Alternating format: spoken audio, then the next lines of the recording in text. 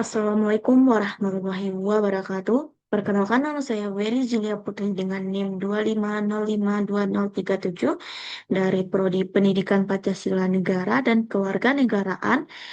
Saya akan menjelaskan materi tentang konsep dan urgensi PKN, identitas bangsa, norma dan konstitusi, dan juga integrasi nasional, hak dan kewajiban warga negara serta peran hukum dan konstitusi dalam kehidupan bernegara. Baiklah, pada kesempatan kali ini saya akan menjelaskan tentang apa sih konsep PKN. Nah, PKN adalah PKN adalah mata pelajaran yang bertujuan membentuk warga negara yang akan sadar hak dan kewajiban serta memiliki sikap demokrasi, cinta tanah air.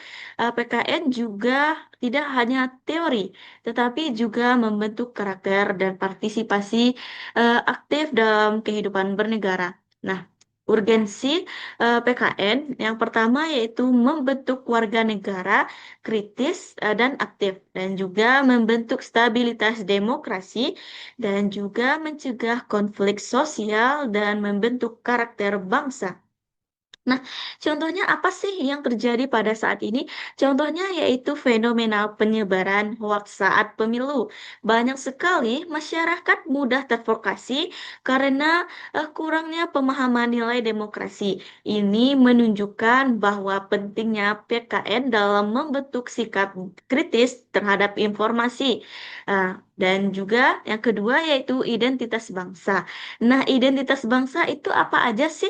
Identitas bangsa adalah ciri khas yang membedakan suatu bangsa dengan bangsa lain seperti bahasa, budaya, dan ideologi. Nah, unsur-unsur identitas bangsa Indonesia yaitu pertama, ciri khas bangsa Indonesia berdasarkan nilai Pancasila dan semboyan Bhinneka Tunggal Ika dan juga bangsa Indonesia sebagai pemersatu. Nah, contohnya yaitu eh, masuknya budaya asing yang menyebabkan generasi muda lebih menyukai budaya luar daripada budaya lokal. Hal ini menunjukkan tantangan dalam mempertahankan identitas bangsa di era globalisasi. Nah, tantangannya apa aja sih? Yang pertama yaitu globalisasi dan budaya asing.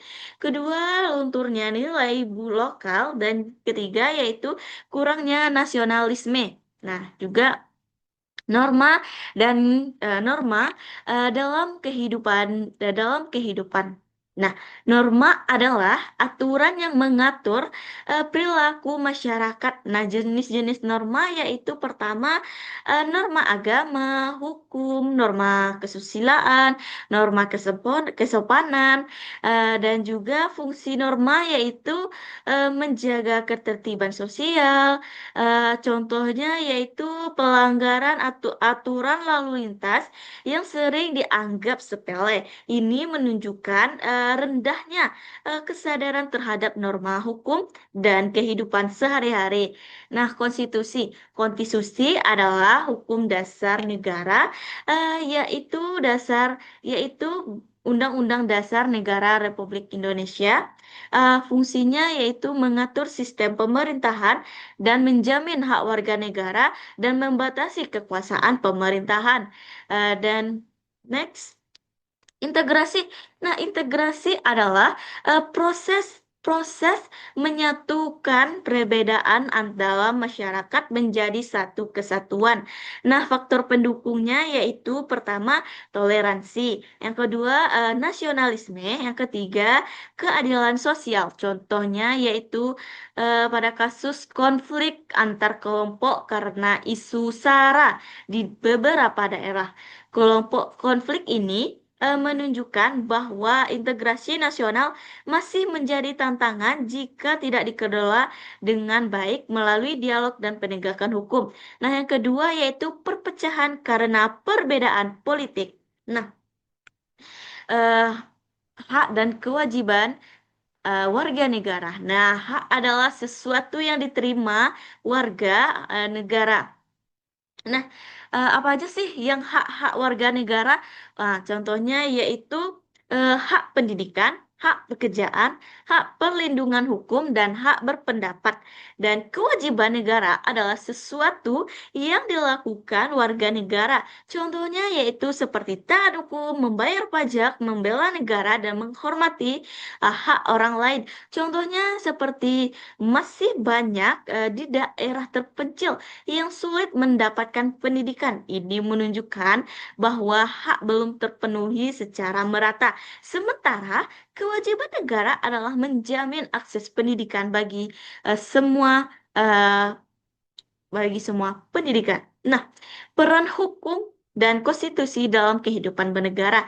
Nah, peran hukum dan konstitusi berperan adalah sebagai dalam menjalinkan hubungan kehidupan bernegara agar tercipta keadilan, ketertiban, dan juga kepastian hukum. Nah, contohnya yaitu kasus pejabat publik menegakkan hukum yang tegas sangat penting untuk menjaga kepercayaan masyarakat terhadap negara. Jika melemah, maka keadilan tidak akan tercapai. Nah, kesimpulannya, eh, semua materi ini saling berikatan.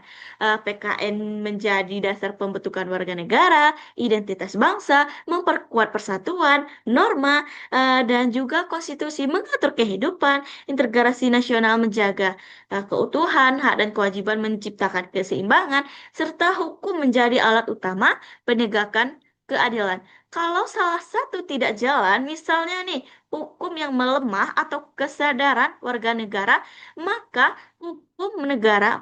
kehidupan bernegara akan terganggu. Cukup sekian, sampai di sinilah pemateri saya pada hari ini. Saya sudahi dengan mengucapkan wassalamualaikum warahmatullahi wabarakatuh.